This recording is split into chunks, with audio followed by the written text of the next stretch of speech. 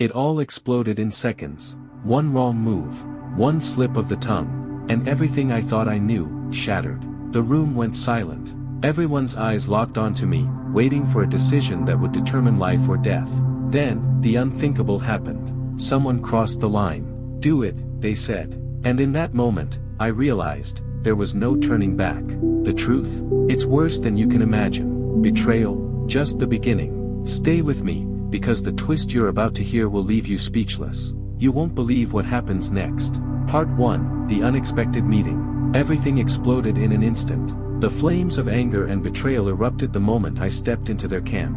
I had no idea what to expect, but nothing could have prepared me for the sight of the burning banner hanging from the leader's tent. The air was thick with smoke and tension. Their eyes locked onto mine as if I had crossed into the lion's den. "We don't want peace," a man shouted, his face twisted with resentment. "You came here to destroy us." His voice was a whip crack, slicing through the smoke.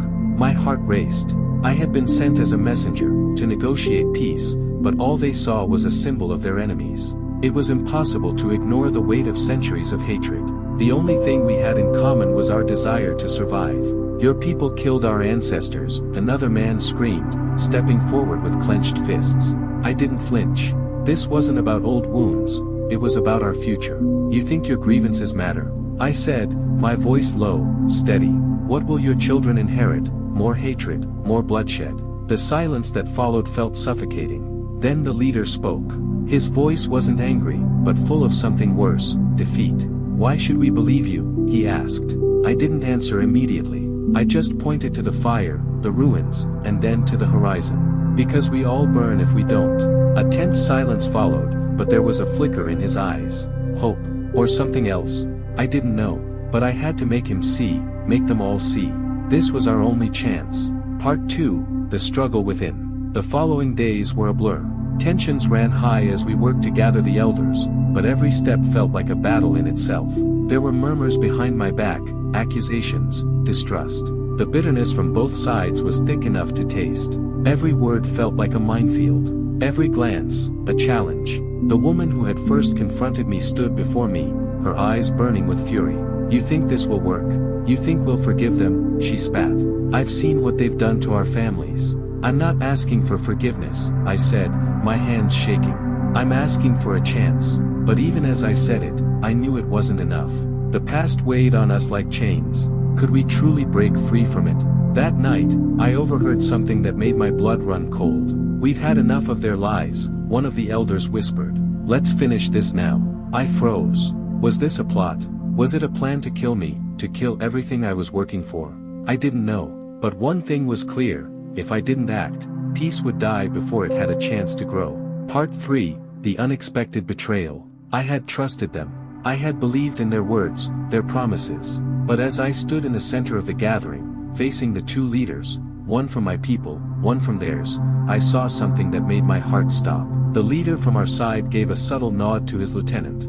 I couldn't believe it. The betrayal was unfolding before my very eyes. They weren't here to make peace. They were here to kill their enemy, me. Before I could react, a loud crash echoed through the camp. Soldiers from both sides had clashed, weapons drawn. Screams filled the air. In the chaos, I ran. I didn't know who to trust anymore. Everyone was shouting, fighting, and I was caught in the middle of a war that should never have happened. I stumbled through the camp, trying to find safety. But I knew this was just the beginning. It wasn't just about survival anymore. It was about proving that peace could survive in a world built on violence. But how? How could I change their hearts? Part 4, The Revelation. It took everything in me to stop running. As the dust settled, the violence simmered down, but the damage had been done. We were back to square one. It was then that something unexpected happened. The leader who had betrayed me, the one I thought was an enemy, stepped forward. His hands were raised in surrender. "I made a mistake," he said, his voice thick with guilt. "We're too afraid, too proud. But I see now, this fight, it's meaningless." The other leader, his counterpart, stared at him, disbelief on his face. But there was something in his eyes now, something softer. I didn't say a word. I just watched. And then, in an act that shocked us all, the leader who had once stood against us lowered his weapon. "Let's start again," he said, his voice broken but sincere. "We need to heal, not kill."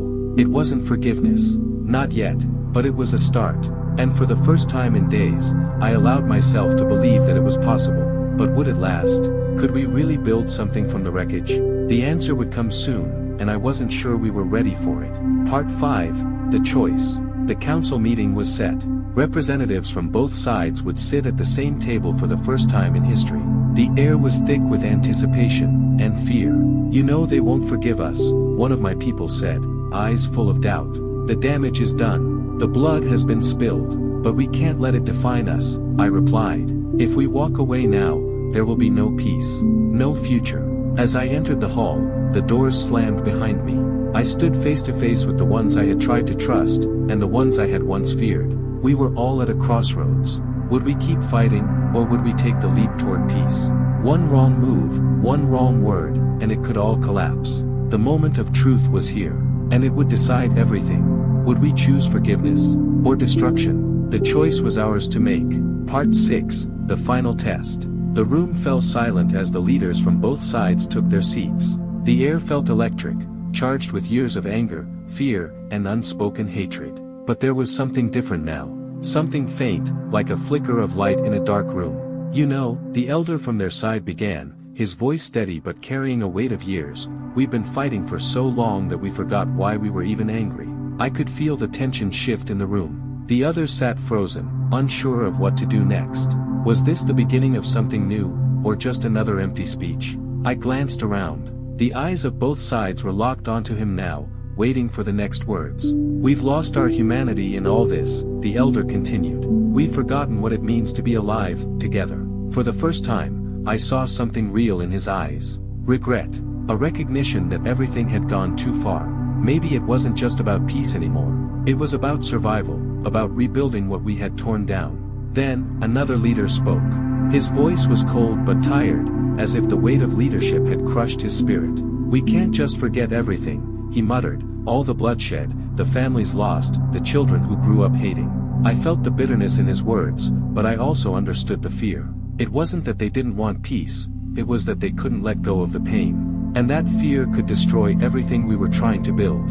"I get it," I said, my voice cutting through the tension. "We can't erase the past. But we can choose to build something better from it. We can't move forward if we keep looking behind." The room went quiet again. I wasn't sure if they were listening or if they were just waiting for the moment to break apart. But I knew what I had to do. I stepped forward, my gaze firm, steady. "We have a chance here," I said, "to prove that we can rise above the hate. To show our children that we are better than what we've been. But it won't be easy. And it won't be quick. The real test begins now." I turned to the leaders. "Are you ready to take that first step?" A long silence followed. And then, slowly, they nodded. Part 7, The Pact. Hours passed as the negotiations continued, heated debates, raised voices, and moments of silence. But as the night wore on, something began to shift. Both sides started to talk, not just to argue, but to listen. And then, finally, we reached it. The agreement. The moment when we crossed the line from enemies to something more. A fragile beginning to a long journey of healing. It wasn't perfect. It wasn't clean. But it was real. As I signed the pact, I felt the weight of it settle on my shoulders. This wasn't just about peace, it was about trust. And trust, once broken, was hard to rebuild. But it had to start somewhere. "We will build a new future," I said quietly, my words carrying in the still air. "Together." As we walked out of that hall, I knew it wasn't the end of our story. It was just the beginning. The road ahead would be long, filled with challenges and setbacks. But for the first time, we had taken the first step towards something better. It wouldn't be easy. It never is. But it was worth it.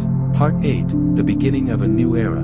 The days turned into weeks, and the weeks into months. The wounds didn't heal overnight, but something had changed. Slowly, cautiously, we began to rebuild. We opened trade routes, shared food, and worked together on rebuilding the destroyed lands. There were moments of doubt, moments when the past reared its ugly head, but we kept moving forward. The leaders who had once been enemies now sat together, meeting regularly, learning to understand each other, and teaching their people the same. It wasn't just about diplomacy, it was about changing hearts and minds. And then, one day, I walked through the streets of the town we had built together, and for the first time, I saw something that filled me with hope, children from both sides playing together. Maybe, just maybe, we were on the right path.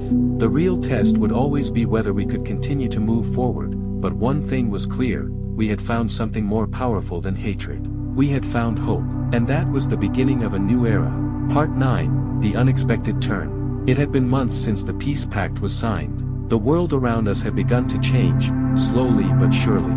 But on a cold morning, everything shifted once again. I received a letter, sealed with a mark I hadn't seen in years, the insignia of the old enemies, the ones who had never agreed to the peace. A part of me froze as I read the words, a chill running down my spine. They want to meet. The message was simple, but the implications were terrifying. These were the people who had refused peace, the ones who had plotted against us in secret. Why now? After everything we'd worked for, I couldn't ignore it. The question gnawed at me, was this a trap, or was it a final test? Had we truly earned our peace, or was this the storm before the calm? With my heart pounding, I gathered the leaders. We had built something together, but what if that something was about to crumble? When we arrived at the meeting place, I saw them, their faces cold, unreadable. They didn't look like enemies anymore, but there was something in the air, something heavy. One of them, an older man with a scar running down his face, stepped forward. His eyes locked onto mine, unwavering. "We've watched you," he said, his voice low, but there was no malice in it. "And we've learned something we didn't expect." The tension in the room was suffocating. Was this it? Had we truly crossed the point of no return? "You've proven that it's possible to live differently," he continued. "But there's one thing you don't know." I leaned in, my pulse racing. He smiled. "The real battle isn't with each other. It's with the past. The moment you think you've forgiven everything, when you believe you're free, the past comes back to haunt you." The words hit like a thunderclap. He was right. For all we had built, there was one thing we couldn't escape, the weight of the history that still loomed over us, threatening to tear it all apart. But the twist came when he handed me an object, a small token wrapped in cloth. I opened it slowly. Inside was an ancient artifact, one I had seen in the histories of both our peoples, lost for centuries. "A symbol of a time before the war," he said softly. "Perhaps it's time we stopped fighting for what was lost, and fought for what can still be found." In that moment, I realized something I hadn't understood before. Peace wasn't a destination. It wasn't something you could claim and hold forever. It was a choice, a constant, daily choice to let go of the past and to keep moving forward, no matter how much it tried to pull you back. And just like that, I knew, the journey wasn't over. It had only just begun. We had the power to redefine the future, one step at a time. But it wouldn't be easy. It would never be easy. But for the first time, we were no longer fighting for survival. We were fighting for life itself. The ending wasn't an ending at all, it was a beginning. And as the sun set behind us, casting long shadows over the land we had fought so hard to reclaim, I couldn't help but feel a deep, unwavering hope. This was our time to rise.